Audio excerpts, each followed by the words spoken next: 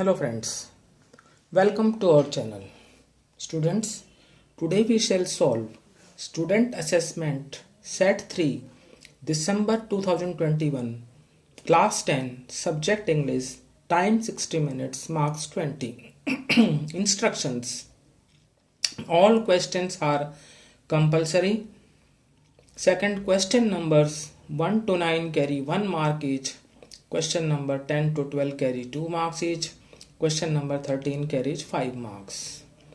Now 1 to 5 directions. Select and write the correct answer. Select and write the correct answer. First one. Kabai is the name of a. Option A place. Option B dress. Option C sweet. Option D person. The correct answer is option B dress. Kabai is the name of a dress. Now second one, from which river does Kurg get water? Option A Krishna, option B Kaveri, option C Narmada, option D Tapi. The correct answer is option B Kaveri. Kurg gets water from the river Kaveri. Now third question, who is the writer of Tea from Assam?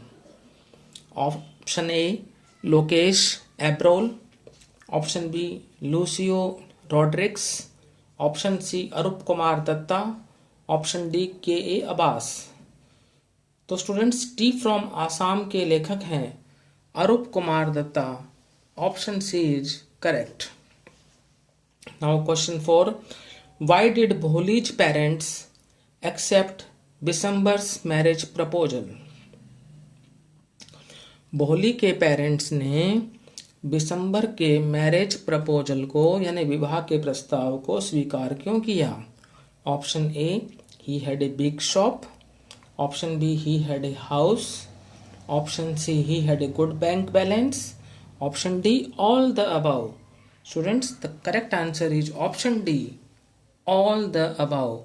He had a big shop, उसके पास एक बड़ी दुकान थी. ही had a house, उसके पास एक मकान था. Option C he had a good bank balance, उसके पास एक अच्छा बैंक बैलेंस था. तो इन सभी कारणों की वजह से भोली के पेरेंट्स ने बिशंबर के विवाह के प्रस्ताव को स्वीकार किया. Now question 5, at what age did Bholi begin to speak? Bholi ने किस उम्र में बोलना शुरू किया? Option A 3, option B 4, option C 5, option D 6. Students Bholi began to speak at the age of 5. Option C is correct. Now question 6 to 9. Fill in the blanks by using the proper form of non-finites.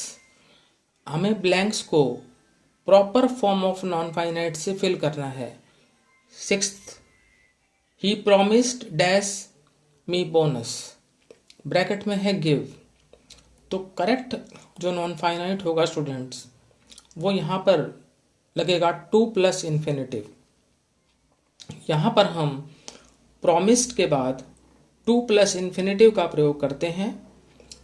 तो he promise to give me bonus यानी infinitive with 2 का प्रयोग हुआ है, या फिर हम ये कह सकते हैं कि 2 प्लस इन्फिनेटिव का प्रयोग हुआ है.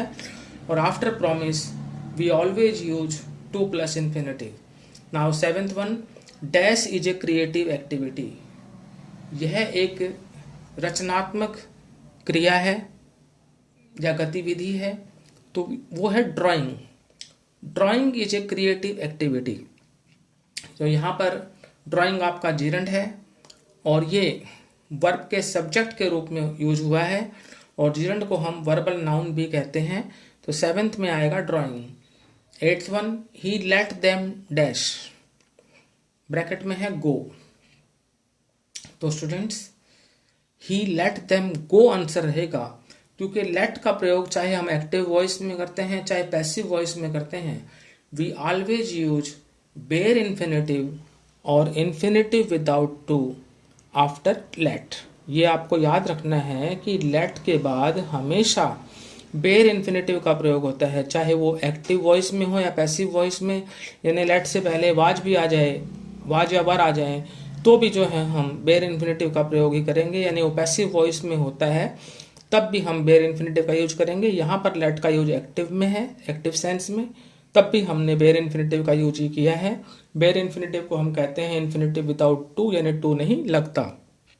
Now 9th one, dash in this forest is very dangerous. इन जंगलों में शिकार करना बहुत खतरनाक है। तो यहाँ पर भी स्टूडेंट्स जिरंड का प्रयोग होगा, यानी हंट के बाद हम आईएनजी लगा देंगे, हो जाएगा hunting. Hunting in this forest is very dangerous. तो हंटिंग आपका क्या हो गया, जिरंड हो गया, वर्बल नाउन हो गया। और तो आपको ये ध्यान रखना है कि इन जंगलों में हंटिंग करना बहुत खतरनाक है, तो यहाँ पर आपका जिरंड आएगा।